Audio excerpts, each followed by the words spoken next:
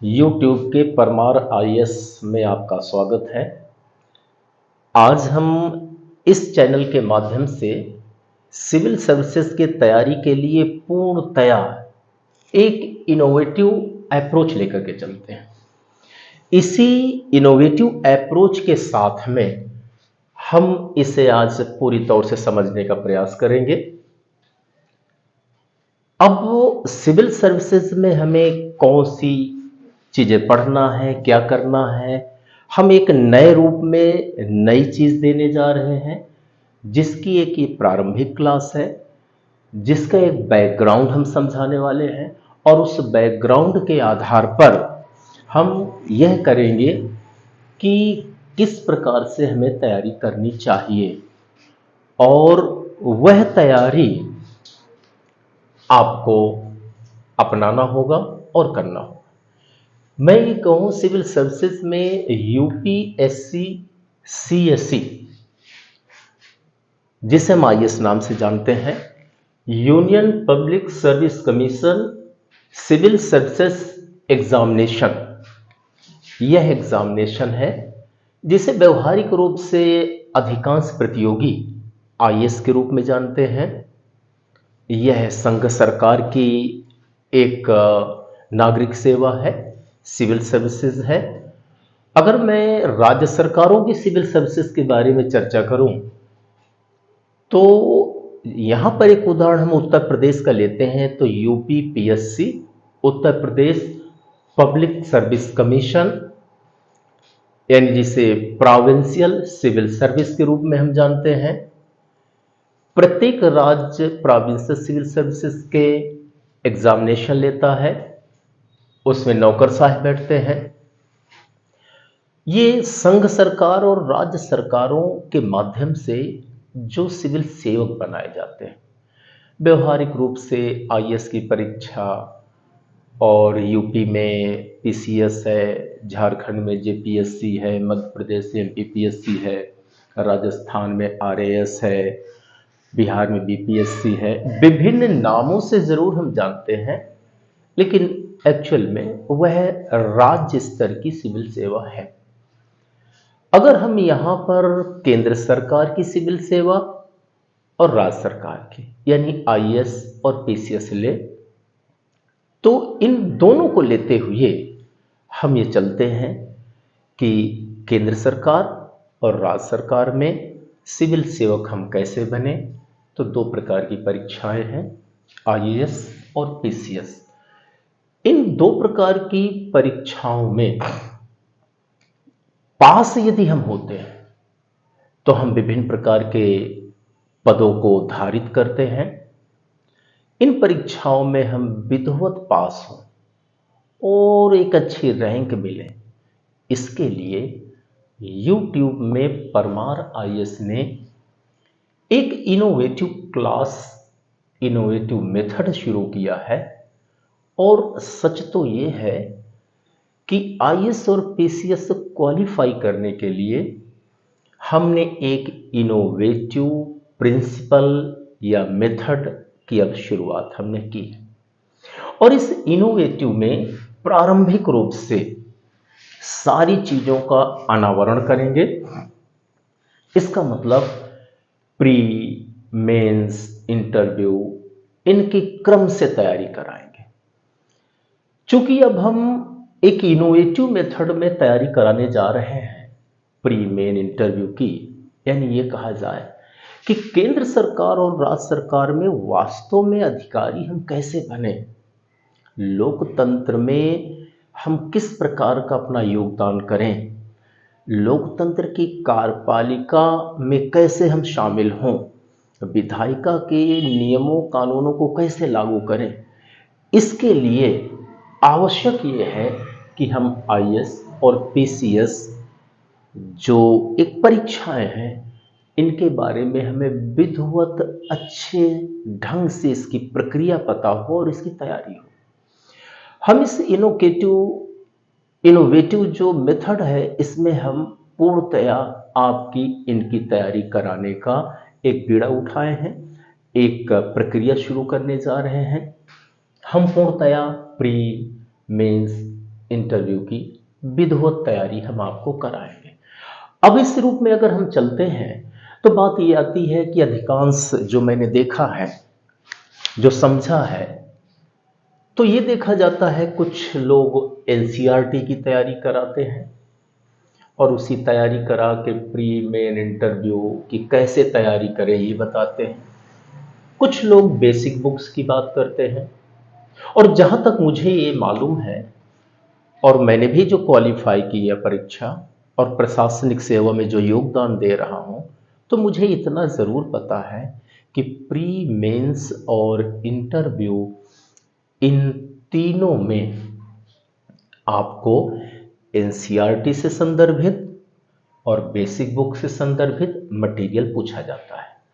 यदि आप एनसीईआरटी और बेसिक बुक्स दोनों को बेहतर ढंग से तैयार कर ले तो आप आईएएस और पीसीएस दोनों की प्री परीक्षा, मेंस परीक्षा और इंटरव्यू तीनों को आप क्वालिफाई कर सकते हैं।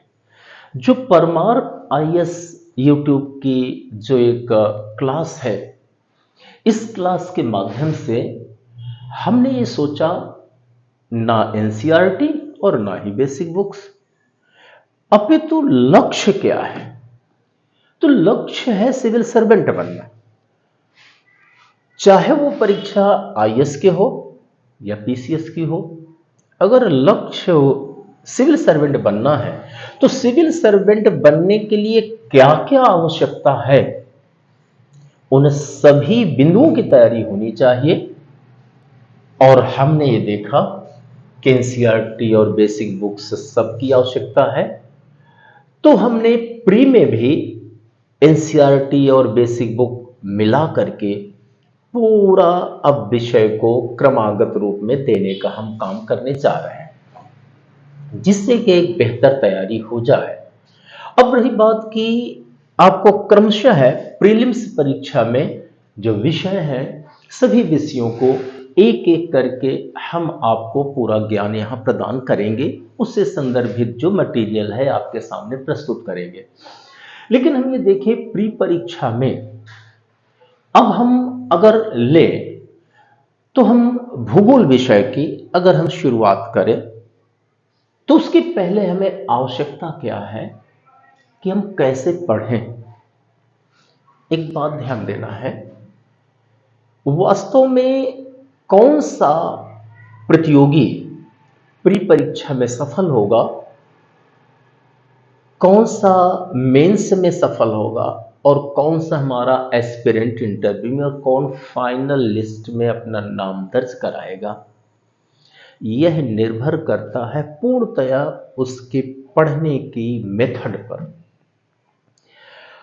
ओवरऑल अगर मैं कहूं कि स्टडी जो मेथड है, अगर स्टडी मेथड उसका बढ़िया है, साइंटिफिक अप्रोच वाला है और एक थियोरेटिकल और प्रैक्टिकल बोथ को समेटे हुए है, तो शायद वह फाइनल लिस्ट में अपना नाम दर्ज करवा सकता है।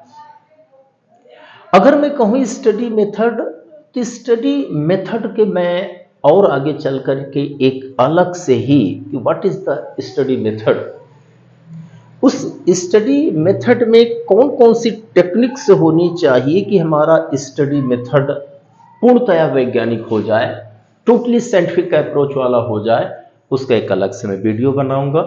लेकिन यहां मैं जरूर इतना आपको बता दूं कि स्टडी मेथड में कुछ एक दो चीजों की चर्चा हम यहां करते हैं, जैसे कैसे पढ़ें, यह महत्वपूर्ण बात है। देखिए एक बात ध्यान देना है कि अगर मैं पहले प्रारंभिक परीक्षा की बात करूं और अभी हम इस वीडियो के बाद हम जो शुरू करने जा रहे हैं वो प्रीलिम्स का ही हम शुरू करने जा रहे हैं, और प्रीलिम्स में हम भूगोल की शुरुआत करेंगे। उसके बाद यथाशीघ्र मेंस की भी शुरुआत कर देंगे और मेंस में पेपर वाइज हम शुरू करेंगे। अभी हम प्री की अगली यानी नेक्स्ट क्लास शुरू करने जा रहे हैं जो भूगोल की होगी। लेकिन अगर हम ये कहें कैसे पढ़ें, तो एक बात ध्यान देना है सिर्फ किताबों को एक बार अपनी नजरों से दौड़ा देना, ये कोई पढ़ाई नहीं होती। कैसे पढ़े? यदि आपने भूगोल का ही लिया, मैं उदाहरण के रूप में लूं, तो भूगोल का जो पहला चैप्टर आप ले, तो उस पहले चैप्टर को बस आप तुरंत पढ़ना शुरू कर दें, मुझे लगता है औचित्यपूर्ण मेथड नहीं। आपको आवश्यकता क्या है कि भूगोल का पहला चैप्टर आप लेते हैं, तो उस चैप्टर का पहले आप शीर्षक देखें कि उसका टाइटल क्या है, उसका शीर्षक क्या है। मान लिया कि आपने देखा कि उसका शीर्षक पृथ्वी है, तो अगर पृथ्वी है तो हमें इसके बैक में जाना होगा कि पृथ्वी कहां से आई, कब आई, क्यों आई और कौन कौन सी चीजें। इसका मतलब यह है कि चैप्टर को पढ़ने से पहले आप उसके बैकग्राउंड पर जाइए और उस बैकग्राउंड पर अपने मानस पटल पर एक तस्वीर बनाइए कि इसके पीछे ये चीजें। और जब वो एक बैकग्राउंड पिक्टोरियल सीन बन जाए, एक चित्र बन जाए, फिर उसके बाद अब शीर्षक को आप एक इमेजिनेटिव पावर से सोचना शुरू करें और ये सोचिए कि ये पृथ्वी है तो इसमें क्या क्या हो सकता है, कैसे हो सकता है और इसको हमें कैसे पढ़ना है। जब एक ये पिक्चराइज कर देंगे तो अब आपका जो पहला चैप्टर है, जिसे अभी आपने पढ़ना नहीं शुरू किया है, अभी तो आपने उसका बैकग्राउंड देखा और उसके सराउंडिंग से देखा, तब तक वो विषय अब आपका बन चुका होगा। और जब बन चुका होगा तो अब आप यह समझें कि उसे पढ़ना शुरू करें। लेकिन पढ़ें जब, तो पढ़ने का आशय ये नहीं है कि आपने पहली पंक्ति से शुरू कर दिया, लास्ट पंक्ति तक पढ़ लिया और यह खत्म हुआ, नहीं। क्योंकि पढ़ने का आशय है कि वह चैप्टर आपको पूरा का पूरा तैयार हो। अब वो तैयार कैसे हो, तो यहां पर आपको ध्यान देना है कि कभी भी किसी भी विषय में कोई भी चैप्टर होता है तो उसे पढ़ने के लिए यह है कि उसमें यह देखना होता है किसी भी विषय पर कि और लेखक करता भी क्या है, लेखक लिखता कैसे है, तो उस विषय का बैकग्राउंड वो समझाता है। मान लिया आपका पृथ्वी चैप्टर है तो पृथ्वी चैप्टर का बैकग्राउंड वो समझाएगा। उसके बाद फिर पृथ्वी का आशय या अर्थ बताएगा। इसका मतलब हम ये कह सकते हैं कि किसी भी चैप्टर में उसका बैकग्राउंड होता है, उस चैप्टर में उसकी मीनिंग होती है, यानी उसका अर्थ या आशय होता है, और उस चैप्टर में उस चीज की डिफिनेशन होती है, यानी उसकी परिभाषा हुआ करती है। उसके बाद उसमें से उसके कैरेक्टरिस्टिक्स होती है, यानी उसकी विशेषताएं होती है। उसके बाद उसमें से टाइप्स होते हैं, यानी उसके प्रकार हुआ करते हैं। उसमें उसमें और कौन कौन से बिंदु होंगे, तो हम ये देखते हैं कि टाइप्स के बाद उसमें यह भी दिया रहता है कि एक क्लासिफिकेशन भी आता है। एक ही बात है, टाइप्स या क्लासिफिकेशन। यहां पर उसके मेरिट दे देता है, मेरिट यानी क्वालिटी या गुण दे देता है। यहां पर उसका डिमेरिट दे देता है, उसका फ्यूचर दे देता है, और लास्ट में कंक्लूजन देता है, यानी उसका निष्कर्ष। यदि मैं कहूं वास्तव में कि आपका पृथ्वी चैप्टर पढ़ना शुरू करें, उसके पहले ही आपके दिमाग में एक अप्रोच होना चाहिए, एक सीन होना चाहिए कि ये पृथ्वी चैप्टर कितने पार्ट से बटा है और उतने ही पार्ट में बांट करके मुझे पढ़ना है। और इनमें यह भी देखना है बैकग्राउंड है क्या, अगर कोई पूछे तो मैं बता सकूं कुछ। इसी तरह इनमें भी जब यह अप्रोच होगा तो आपके चैप्टर के सारी चीजें समझ में जरूर आएंगी, और इसी अप्रोच के लेके चलना है।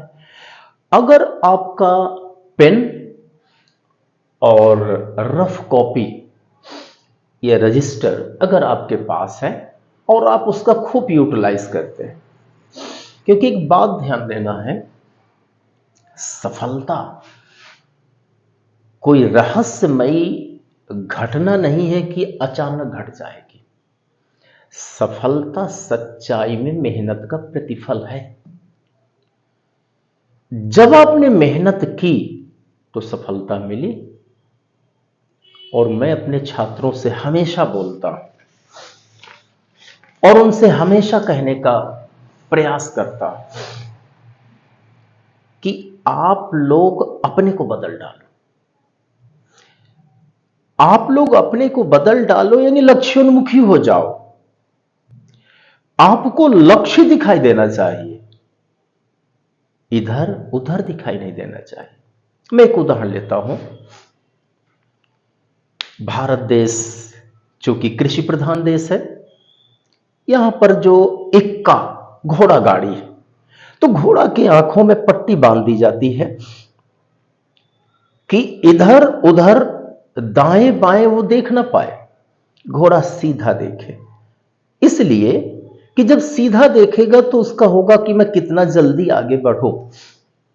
जब वह दाहिने और बाएं देखेगा तो अपनी ऊर्जा इधर के लोगों पर या तो उन्हें मारने पर या उनसे बचने पर अपनी ऊर्जा वहां पर लगाएगा। अगर वह ऊर्जा दाहिने बाएं बचने या मारने में नहीं लगाता, अपितु वह सीधे देखता है कि उसे जाना है, तो उसकी रफ्तार बढ़ जाती। मेरा यह मानना है आप लक्ष्योन्मुखी रहें, लक्ष्य दिखाई दे, इधर उधर जो समाज की अनावश्यक घटनाएं हैं जो आपको तनाव देती हैं, आपकी तैयारी में जो व्यवधान पैदा करती हैं, तैयारी को रोकती हैं, उन पर आपको बिल्कुल ध्यान नहीं देना है। मन, दिमाग, आत्मा को शांत रखते हुए आप एक तरह से पट्टी बांध लीजिए। और मैं ये कहूं कि सोशल एक यूनिवर्सिटी जिसे सोशल मीडिया बोलते हैं, वह है बहुत सकारात्मक, उसके प्रतिफल है, नकारात्मक प्रतिफल भी है। सकारात्मक किया है उससे ज्ञान मिलता है, नकारात्मक वह हमें कहीं ना कहीं ऊर्जा को लॉस भी कराता है। तो हम इस सकारात्मक लाभ से ले, सोशल मीडिया से कुछ बचते हुए जहां आवश्यक हो वहां उसका लाभ लीजिए और उससे थोड़ा दूर रहते हुए लक्ष्योन्मुखी रहे। यदि लक्ष्योन्मुखी रहेंगे तो आप निस्संदेह लक्ष्य में पहुंच जाएंगे और आपके अंदर एक ही गूंज आएगी, एक ही प्रभु की चेतना, संवेदना आपके अंदर उसका उद्भव होगा और वह होगा मैं लक्ष्य कब पाऊं, लक्ष्य कब पाऊं। जनरली क्या होता है, जब लोगों को सफलता नहीं मिलती तो लोग दूसरों पर दोष देते हैं, उसके कारण, पर्यावरण के कारण। सच्चाई में यह है कि दो प्रकार के लोग होते हैं। जो पर्यावरण पर ध्यान देते हैं तो लक्ष्य पर ध्यान नहीं देते, इसलिए सफल नहीं होते, और जो लक्ष्य पर ध्यान देते हैं तो पर्यावरण पर ध्यान नहीं देते। आप पर्यावरण पर ध्यान न दें, आप लक्ष्य की ओर जाएं, लक्ष्य पर ध्यान दें। छोटी मोटी पर्यावरण की मुसीबतों को इग्नोर करें। इग्नोर करना यानी उसे ना ध्यान देना। जीवन का इतना बड़ा रहस्य, इतना बड़ा मंत्र है कि आप अपने लक्ष्य तक पहुंच जाएं। और जब आपने इग्नोरेंसी कर दी, इग्नोर कर दिया, तो लक्ष्य तक पहुंचेंगे। कुछ लोग ये कहते हैं कि लोग बदल जाएं, लोग हमें डिस्टर्ब ना करें। तो मेरा मानना है लोगों को ना बदलिए, लोग आपको डिस्टर्ब न करे, पर्यावरण बदल जाए, ऐसा मत सोचिए। आप बदल जाइए। आप लोगों की छोटी मोटी नकारात्मक क्रियाओं पर ध्यान न दीजिए, क्योंकि वो क्रियाएं आपके लक्ष्य की में बाधा उत्पन्न करेंगे। यानी दुनिया को मत बदलो, खुद को बदलो। और इसी पर मैं दो लाइनें अक्सर अपनी क्लास में बोलता हूं।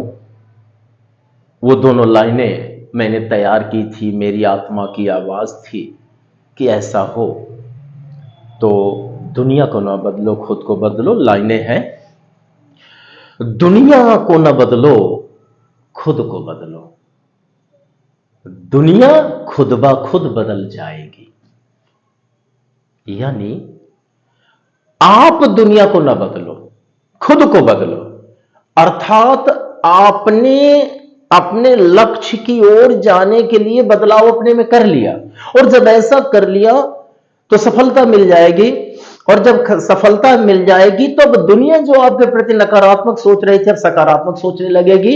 यानी दुनिया को ना बदलो, खुद को बदलो, दुनिया खुद ब खुद बदल जाएगी। मेरा यह मानना है, अगर आप पढ़ते समय इस स्टडी मेथड को रखें कि इस रूप में, यानी उस पूरे चैप्टर को आप बांटते हुए और उसके क्रम में सारे बिंदुओं को आप सोचे जब मैं पढ़ूं तो उसे समझूं क्या है, कैसे है, और फिर बाद में फील भी करिए आप कि अरे ये पृथ्वी चैप्टर में मैंने इतना जान लिया। क्यों? क्योंकि मैंने उसे समझ कर पढ़ा है। तो कैसे पढ़े ये आप? ऐसे पढ़ें। कैसे समझे ये समझने का ढंग है। अब कैसे याद रखें? तो याद रखने के लिए यह है कि यदि आपने एक रजिस्टर और पेन को अपने हाथ में रखा है और बैकग्राउंड में अगर पृथ्वी को बताने के लिए जॉर्ज लेमेटर यानी पृथ्वी को समझाया जा रहा है और बैकग्राउंड में अगर ब्रह्मांड की उत्पत्ति को बताया गया है कि जॉर्ज लेमेटर ने बताया कि ब्रह्मांड की उत्पत्ति हुई, हॉकिंग ने कैसे बताया, इसका मतलब ये कि कैसे याद रखें। तो बैकग्राउंड में पृथ्वी के पहले की चीजें जो बताई गई, अगर उन चीजों में यह आता है, जॉर्ज लेमेटर का बिग बैंग थ्योरी आती है, तो आप अपने रजिस्टर में लिख लीजिए लेमेटर और बिग बैंग थ्योरी, और इसे आप एक बार, दो बार, तीन बार, चार बार प्रैक्टिस में लाइए तो आपको रट जाएगा, लर्न हो जाएगा। और कल अगर ये पूछेगा कि बिग बैंग थ्योरी किसने दिया, तो जॉर्ज लेमेटर ने दिया। इसी तरह अगर यहां पर हॉकिंग के बात आई तो हॉकिंग की भी चीजें तैयार कर लीजिए। आप ऐसे अगर रजिस्टर में लिखेंगे और आपका ये रहे कि मेरा चैप्टर खत्म हो, समाप्त हो, तो सारी चीजें दिमाग में आ जाए, ये भाव भी होना चाहिए। क्योंकि जब ऐसा भाव होता है तो आपका माइंड आपके डीएनए को रिप्रिंट करता है और आपके बॉडी के डीएनए से कहता है किसी समाप्त चैप्टर हो, साथ ही साथ सब रट डालना है, तो आपको रटते हुए चलेंगे। अब मीनिंग क्या है तो आप समझने का प्रयास करिए। जब लेखक ने बताया कि मीनिंग क्या है, तो अब आप खुद रजिस्टर में लिखिए और प्रयास करिए कि अगर कोई मुझसे पूछेगा तो चंद शब्दों में मैं ये बताऊंगा। अगर डिफिनीशन आई है दो विद्वानों की कि किसने किस रूप में, अरिस्टोटल ने क्या कहा, प्लेटो ने क्या कहा, तो वह भी प्रयास करिए कि अरिस्टोटल ने क्या कहा और प्लेटो ने क्या कहा। इसी तरह आप कैरेक्टरिस्टिक्स में 4-6 बिंदु समझ ले कि ये कैरेक्टरिस्टिक्स हैं। इस क्रम में अगर आप चलेंगे तो कैसे याद रखें, यानी पूर्णतया ये पूरा याद ही हो जाएगा। अब कुछ बच्चों का ये कहना है कि हम एक विषय पढ़ते हैं, दूसरा भूलता जाता है। हमने माना, इस पर भी मैं आपको एक वीडियो बना करके दूंगा कि आपका जो ब्रेन है, वो ब्रेन में जो कॉन्शस और जो अनकॉन्शस, जिसे सब कॉन्शस हम कहेंगे, तो सब कॉन्शस ऐसा माइंड है जो सारी चीजों को वहां पर फोटोकॉपी कर लेता है। अगर आपके पास एक अच्छा सा प्लान हो कि सब कॉन्शस चीजों को कैसे रिकॉल करें, तो निश्चित बात है, एक नहीं 100 पढ़िए, भूलने वाले नहीं है। ये वीडियो मैं आपको जरूर दूंगा। मेरा सिर्फ इतना कहना है कि आप किसी भी प्रतियोगी परीक्षा की तैयारी करें तो पहले उसका बैकग्राउंड समझें, उसका मटेरियल तैयार करें, फिर क्रम से उसी इनोवेटिव अप्रोच से पढ़ना शुरू करें। मैं आपको इतना बताना चाहता हूं या अब कि हम YouTube के परमार आईएएस चैनल में यूपीएससी सीएससी यानी आईएएस, यूपीपीएससी यानी पीसीएस के लिए एक इनोवेटिव न्यूली मेथड में पूर्णतया नई क्लास देने जा रहे हैं। और न्यू मेथड से प्री की शुरुआत करेंगे, मेंस की करेंगे और इंटरव्यू की भी बाद में करेंगे कि इंटरव्यू में हम पर्सनालिटी टेस्ट कैसे करें। जनरली क्या होता है, लोग डिफर नहीं कर पाते, फिजिक को पर्सनालिटी मान लेते हैं, सोचते हैं लंबा कद, चेस्ट हैवी, कपड़े बढ़िया, दिस इज द फिजिक। तो what is the different between physique and personality, ये हमें देखना पड़ेगा, इस पर भी हम चर्चा करेंगे। अब हम पहले परमार आईएएस चैनल में प्री यानी प्रीलिम्स की क्लास देने जा रहे हैं। यह अपनी क्लास भूगोल की होगी और भूगोल अगर मैं प्री में कहूं तो प्री में जनरली 5 लार्ज सब्जेक्ट होते हैं और लगभग 5-7 स्मॉल सब्जेक्ट्स ले ले तो 5 लार्ज सब्जेक्ट्स और 5-7 स्मॉल सब्जेक्ट्स ये आ गए। चूंकि अब हम शुरुआत करेंगे तो प्री से करेंगे, फिर उसके बाद मेन, फिर इंटरव्यू। तो 5 लार्ज सब्जेक्ट में नंबर 1 हम जियोग्राफी ले लेते हैं, जियोग्राफी। नंबर 2 में पॉलिटी ले लेते हैं। नंबर 3 आ गया हिस्ट्री ले लेते हैं। नंबर 4 ले लेते हैं साइंस प्लस टेक्नोलॉजी ले लेते हैं। और नेक्स्ट जो लेंगे तो नेक्स्ट में हम इकोनॉमिक्स ले लेते हैं, हालांकि सोशल डेवलपमेंट है बट ठीक है, इकोनॉमिक्स हम कह सकते हैं, इकोनॉमिक्स ले लेते हैं। प्लस स्मॉल सब्जेक्ट है।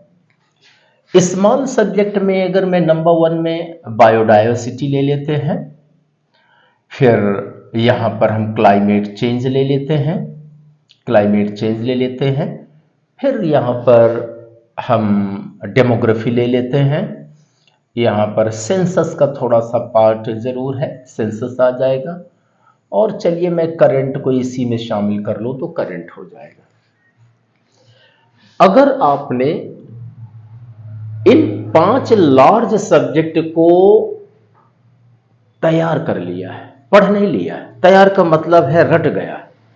अगर किसी ने पूछा तो आपका जवाब सामने है।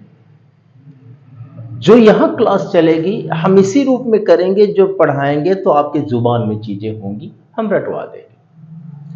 अगर आपने ये 5 बड़े लार्ज सब्जेक्ट से रट लिया और जो ये रिमेनिंग स्मॉल सब्जेक्ट्स हैं इनको तैयार कर लिया, और यहां पर मैं सी सेट को चलिए ले लेता हूं। अगर इतना आपने तैयार कर लिया, यकीनन आपकी प्री परीक्षा पास हो जाएगी। You have to qualify the pre-examination either in IAS or the PCS. आप पास करें। हमारी जो क्लास चलेगी प्रीलिम्स की, तो वह हम इसी रूप में चलेंगे कि पूरी प्री की तैयारी हम कराएंगे। इसी तरह मेंस की अगर मैं बात करता हूं तो मेंस में 9 पेपर हैं, आईएएस में, पीसीएस में 8 पेपर, इसकी चर्चा हम बाद में करेंगे। तो इस प्री में जो लार्ज सब्जेक्ट में है हम जियोग्राफी लेंगे। पहले जियोग्राफी लोग रटते हैं और भ्रमित होते हैं और उनका कहना है कि बहुत टफ है।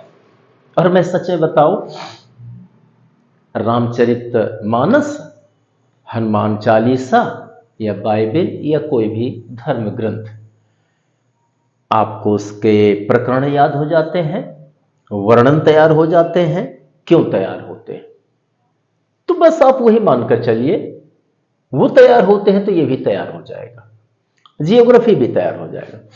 सच ये है कि जियोग्राफी यानी भूगोल बहुत ही सरल विषय है और बहुत ही हार्ट टचिंग, अट्रैक्टिव और हृदय स्पर्शी सब्जेक्ट है। बस आपको पढ़ना आना चाहिए। लोगों को मैंने देखा, जब पूरे भारत में भ्रमण करता हूं या अपने शासकीय कार्यों में जब देखता हूं, तो लोगों से यही मुझे उत्तर मिलता है कि भूगोल कठिन विषय है, तैयार नहीं होता, भूलता है। और मेरा ये कहना है कि भूगोल को अगर आप साइंटिफिक अप्रोच में पढ़ते हैं, एक इनोवेटिव मेथड में पढ़ते हैं, अच्छे ढंग से पढ़ते हैं, तो बहुत सरल, सरस और बहुत ही ग्राह्य सब्जेक्ट है। मैं आपको भूगोल को उसी रूप में पढ़ाने और समझाने का प्रयास करूंगा। मेरे प्रयास वास्तव में सकारात्मक रहेंगे, आपके लक्ष्य की ओर रहेंगे।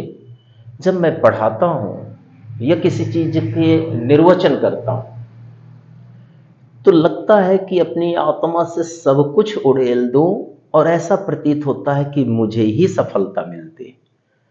सच में जब मैं सिविल सर्विसेज में सफल हुआ था, मुझे उस समय वो खुशी नहीं मिलती जब हमारे छात्र जब सफल होते हैं, तब ज्यादा खुशी मिलती।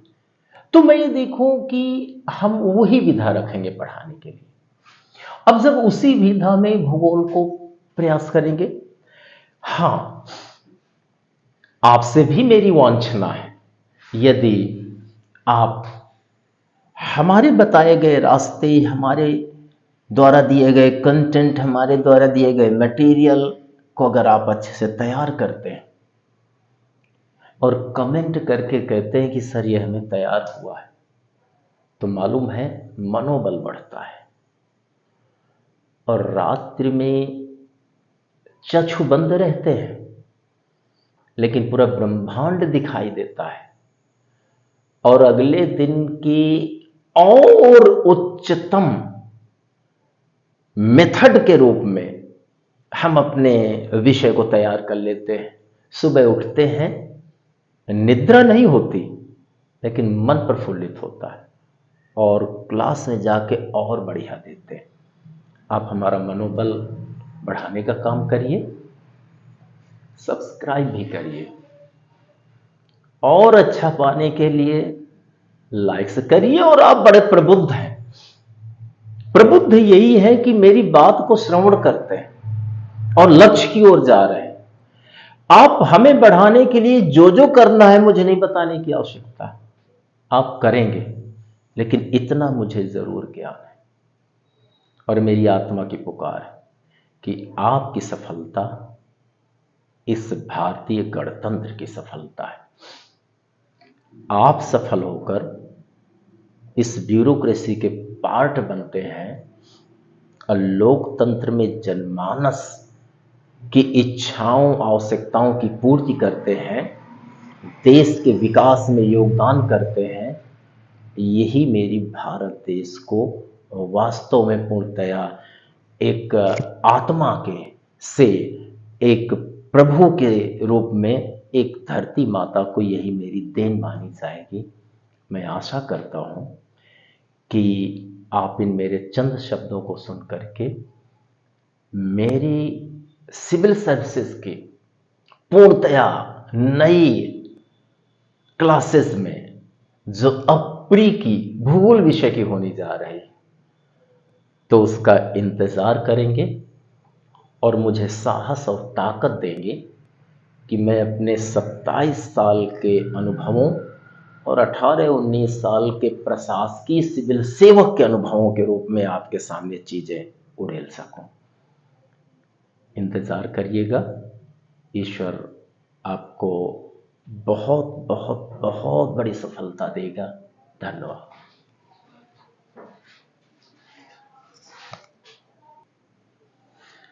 हाँ सॉरी, आपको एक और संदेशा देना है।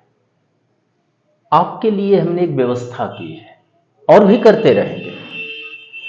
हमारा अपना टेलीग्राम चैनल है। ये आपका Telegram Parmar IAS by SS Parmar sir, ये हमारा टेलीग्राम चैनल है। इस टेलीग्राम चैनल में आपका जो विषय हमने कहा भूगोल शुरू करेंगे, तो भूगोल से संदर्भित मटेरियल नोट्स PDF में हम यहां उपलब्ध कराएंगे। कुछ करंट का मटेरियल भी उपलब्ध कराएंगे। डेली की दैनिक जो घटनाएं हैं उनको उपलब्ध कराएंगे। और IAS और PCS को क्वालिफाई करने के लिए जो भी मटेरियल है सनह सनह धीरे धीरे हम उपलब्ध कराते जाएंगे। तो मैं आप लोगों से इतना जरूर चाहूंगा, अनुरोध है कि आप हमारे इस वीडियो, इस क्लास को देख करके और कुछ मैटर पाने के लिए आप हमारे टेलीग्राम इस चैनल पर Parmar IAS by SS Parmar sir यह देखने का प्रयास करें और इसमें हम बहुत मटेरियल देंगे। ठीक है, मिलते हैं। Thank you.